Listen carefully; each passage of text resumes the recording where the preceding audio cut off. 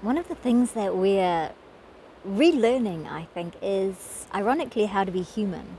That we're emotional and we're dynamic, and a lot of the things we were taught when we were young about emotions were more about how to suppress them or what society might expect of us, or even because people weren't able to let us move through these feelings, thoughts, fears, or needs, that they needed us to put them down. A lot of society is around suppression of whatever's natural, including emotion, intuition, and instinct. And so we're unlearning this. And one of the fun, incredibly naughty and temperamental things I like to do is have a good old-fashioned tantrum. And we don't get to do this at people. We don't get to inflict harm or necessarily lean into the idea we have the right to speak to people in any version that we feel. We have the right, but it needs to be appropriate.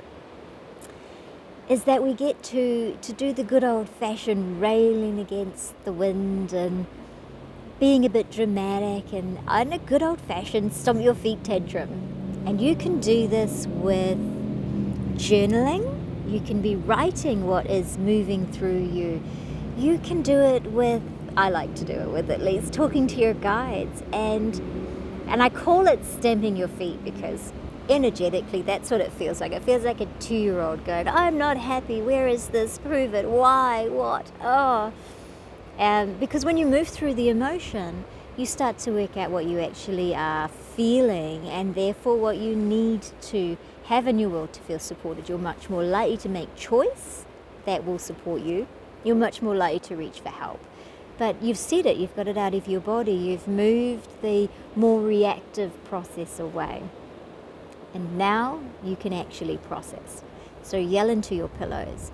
Have a letter that you write and get the anger and hurt and powerlessness out, and then throw it away, burn it, destroy it. You don't have to keep these things. And if you need to have a proper vent to your guides, you won't be hurting their feelings.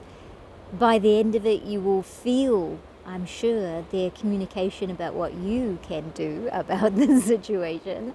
But it needs to come out of your physical body, and this is not something we're going to be doing every day, but I'm confident at least once a month we move into frustration, helplessness, powerlessness, angst, hormones, sleeplessness, and we're allowed. We're allowed to have a good old-fashioned temper tantrum, scream into a pillow, get it out, and then what can you do?